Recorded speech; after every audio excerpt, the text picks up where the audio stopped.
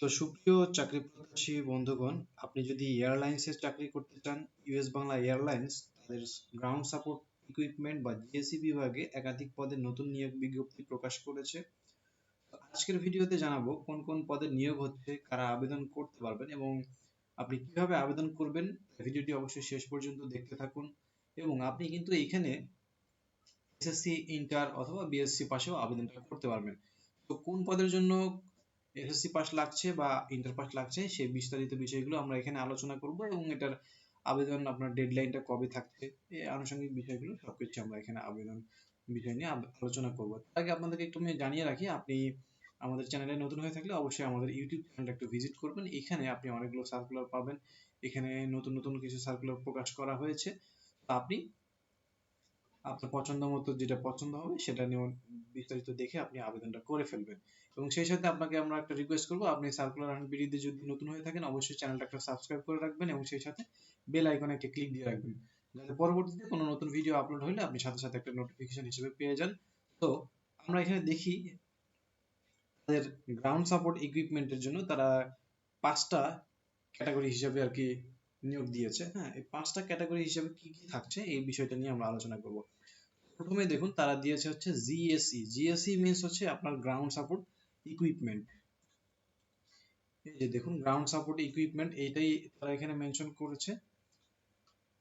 তো ground support ইকুইপমেন্টের প্রথমটা হচ্ছে রিফুয়েলার, তারপরে হচ্ছে ফায়ার সেফটি অফিসার, তারপরে হচ্ছে অ্যাসিস্ট্যান্ট মেকানিক এবং 4 নম্বরটা হচ্ছে ওয়েল্ডার, পঞ্চমে হচ্ছে এয়ার কন্ডিশনিং বা এসি মেকানিক।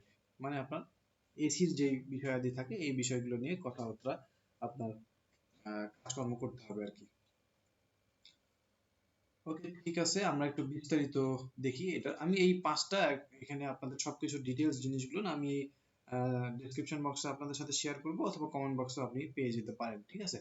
আমি 5টা লিংকই ওপেন করে রেখেছি। তো আমরা ওয়ান বাই ওয়ান দেখতে থাকি কোনটার মধ্যে কি আছে।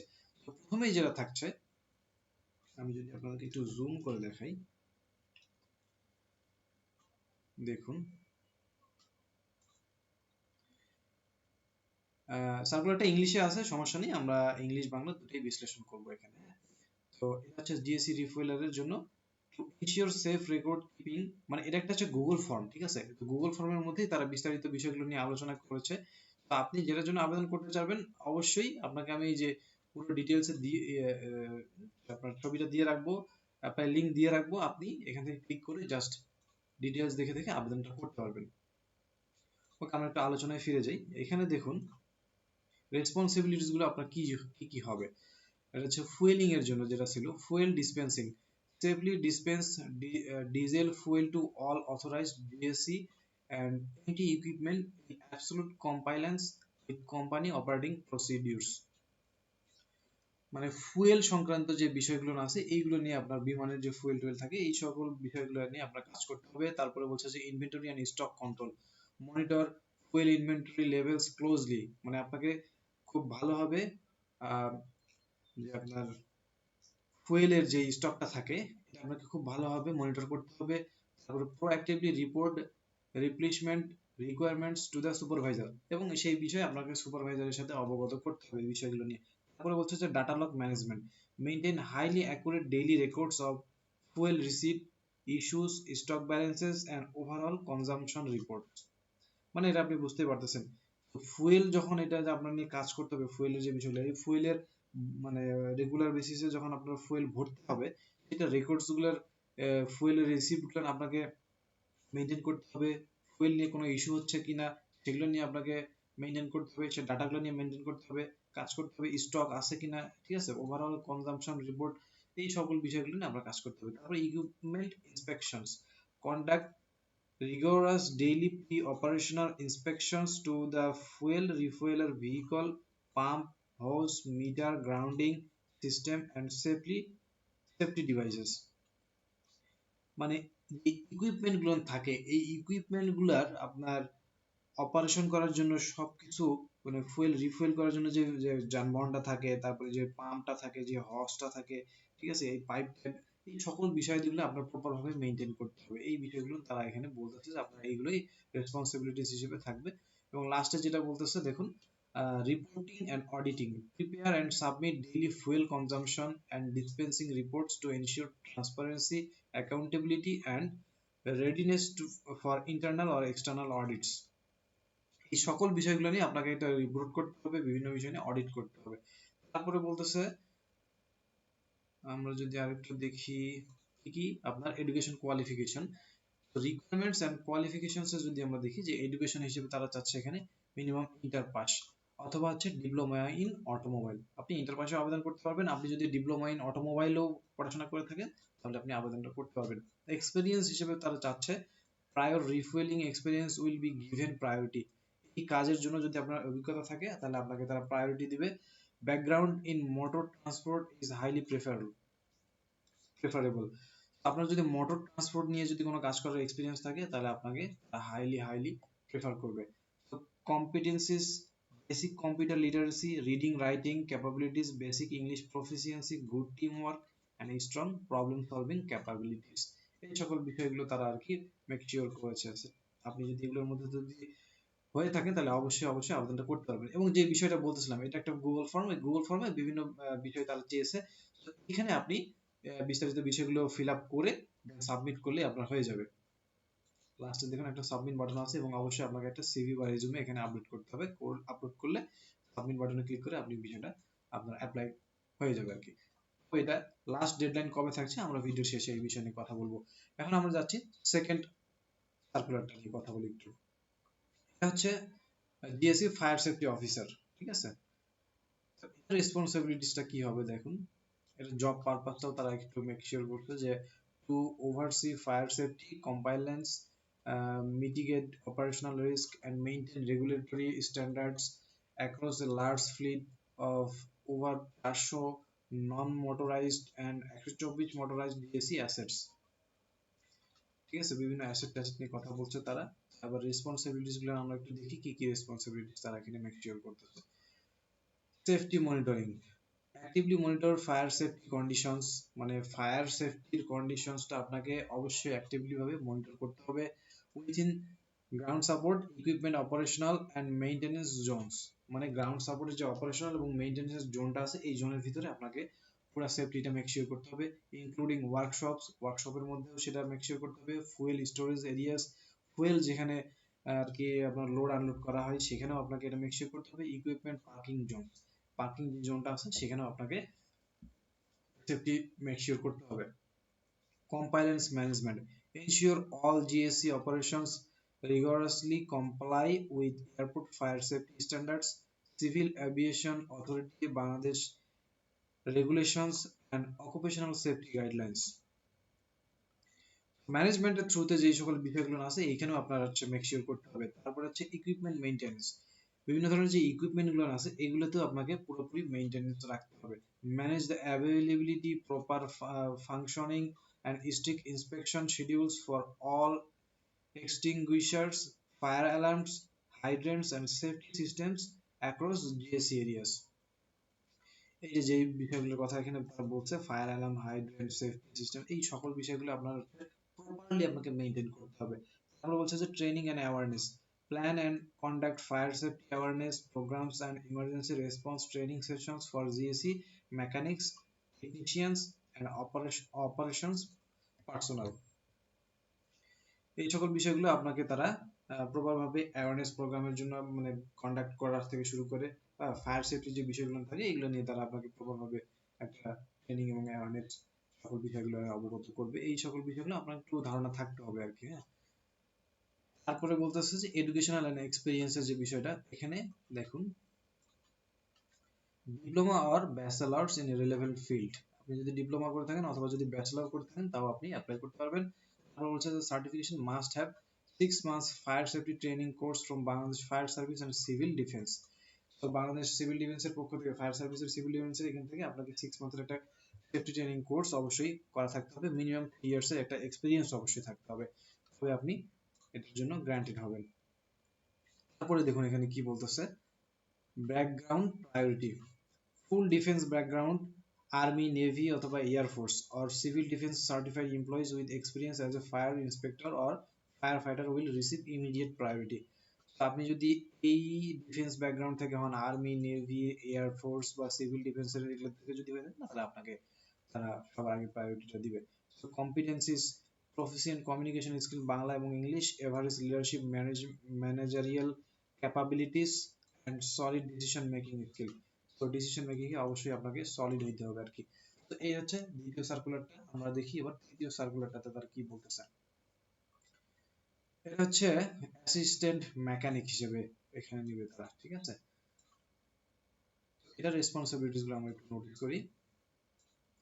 এখানে দেখুন, maintenance support, assist GSC mechanics in the routine inspection, servicing, major recertification and repair of ground support equipment, যেমন হচ্ছে belt loaders, tow tractors, pallet dollies, এই সকল বিষয়গুলো নিয়ে আপনাকে সাপোর্ট দিতে হবে আর কি।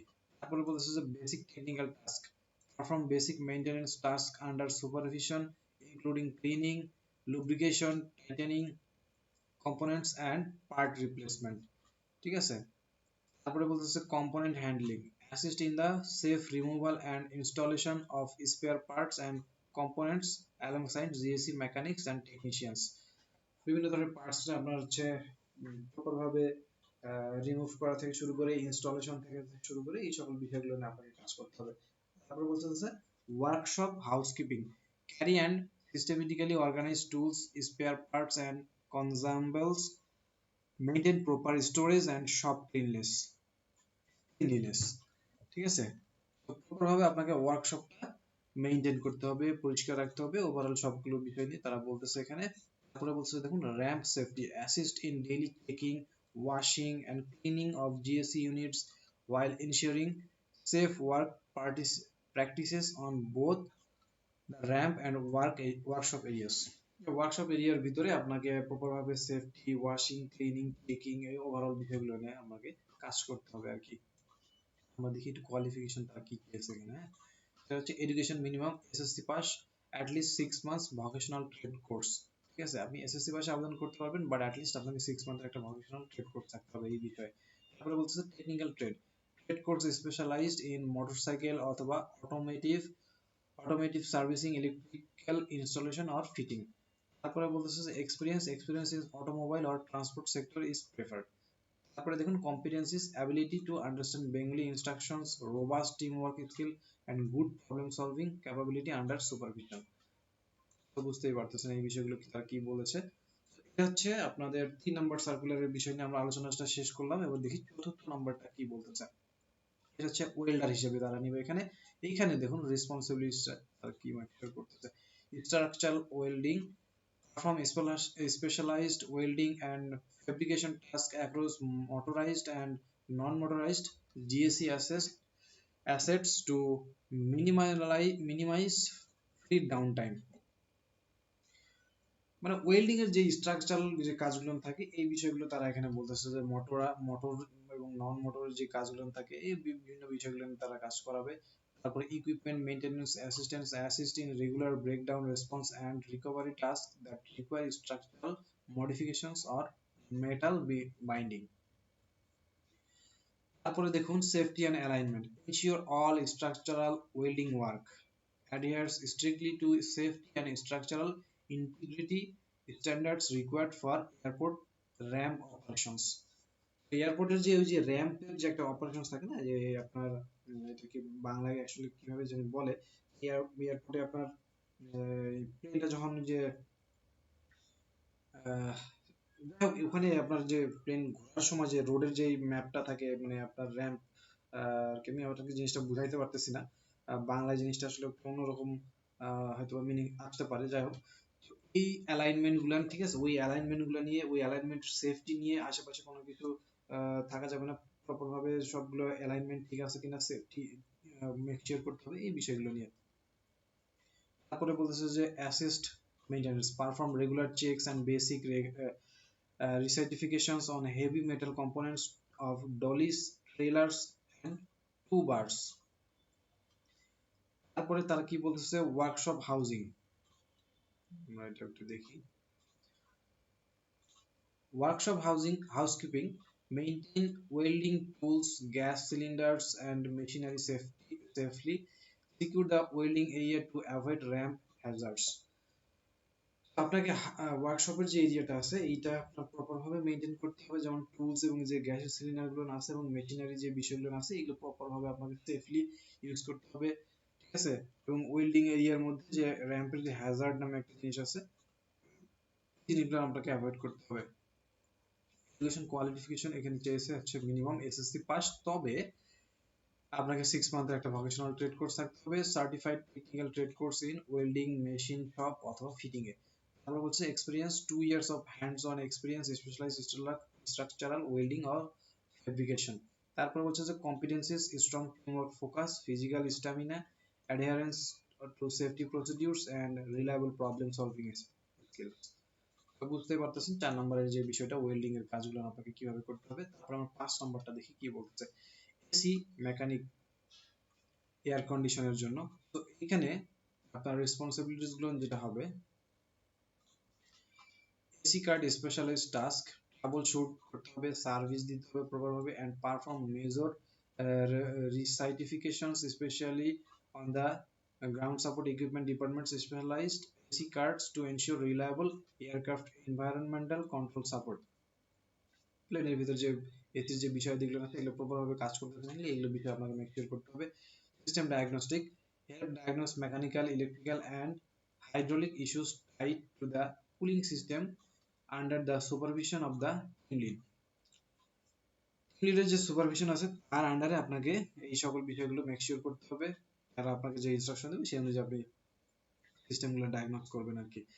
Parts management, assist in the removal, replacement and calibration of these VAC components, compressors or refrigerants. তো বিভিন্ন যে অ্যাসিস্ট মানে আপনাকে অ্যাসিস্ট করতে হবে যে যে বিভিন্ন কম্পোনেন্টস গুলোর জন্য, কম্প্রেসর তারপরে রেফ্রিজারেটর যে বিষয়গুলো এগুলোর যদি খারাপ হয়ে থাকে পার্টস গুলো, সো এগুলো রিমুভ করা থেকে শুরু করে রিপ্লেসমেন্ট থেকে শুরু করে এগুলো প্রপার ভাবে মেইনটেইন আপনাকে করতে হবে এই কাজই আপনার। তারপরে দেখুন কি বলতেছে, preventative care, perform basic preventative checks, filters, cleaning, lubrication and system pressure monitoring on all cooling support machinery. তারপরে দেখুন যে housekeeping and safety, maintain clean AC testing zones, safely store refrigerants, specialized equipment. তারপরে হচ্ছে যে ensure absolute compliance with ramp safety parameters. তারপরে আমরা দেখি যে এখানে আসলে তারা কি কোয়ালিফিকেশন চেয়েছে। এখানে আপনি ইন্টার পাসে আবেদন করতে পারবেন, তবে অ্যাটলিস্ট 6 মান্থের ভোকেশনাল ট্রেড কোর্স অথবা ডিপ্লোমা ইন এয়ার কন্ডিশন অথবা রেফ্রিজারেশনে যদি আপনার পড়াশোনা থাকে অবশ্যই আবেদন করতে পারবেন। টেকনিক্যাল ট্রেড হিসেবে certified technical trade course in refrigeration and air conditioning or electronics বিভাগে আপনার কাজের একটা টেকনিক্যাল ট্রেড থাকতে হবে। তারপরে এক্সপেরিয়েন্সের যদি বলেছে এখানে যে 2 ইয়ার্স এর experience, direct experience within air conditioning অথবা specialized cooling sector is highly preferred. AC নিয়ে যদি আপনি কাজ করে থাকেন, এক্সপেরিয়েন্স যদি থাকে অথবা স্পেশালাইজড কুলিং সেক্টর নিয়ে কাজ করে থাকেন তাহলে আপনাকে হাইলি প্রেফার করবে। কম্পিটেন্সি হিসেবে বলছে excellent team work skill, basic technical troubleshooting capabilities and ability to strictly follow safety protocols. ঠিক আছে, তো এই ছিল ওভারঅল বিষয়গুলো। এখন আপনাদেরকে আমি একটু জানিয়ে রাখি যে এটার আসলে ডেডলাইনটা কবে। এটার ডেডলাইনটা হচ্ছে আগামী মাসের 15 তারিখ পর্যন্ত। আগামী মাসের 15 তারিখ পর্যন্ত আপনারা আবেদনটা করতে পারবেন। তো যারা যারা আবেদন করতে চান অবশ্যই আবেদন দ্রুত সময়ের মধ্যে সময় থাকতে আবেদনটা করে ফেলুন, কারণ সময় শেষ হলে আর আবেদনটা করতে পারবেন না। তো এই ছিল আজকের ওভারঅল যে বিষয়গুলো। এখানে আপনি ছেলে মেয়ে তারা কিন্তু মেক শিওর করেন আপনি ছেলে মেয়ে যেই হন না কেন বাংলাদেশের যে কোনো প্রান্ত থেকে আবেদন করতে পারবেন আপনি ইন্টারেস্টেড যদি থাকেন। তো দেরি না করে অ্যাপ্লাই করে ফেলুন এবং আপনার সাথে কথা হবে পরবর্তী কোনো সার্কুলারে। ততদিন পর্যন্ত সবাই ভালো থাকবেন। আল্লাহ হাফেজ।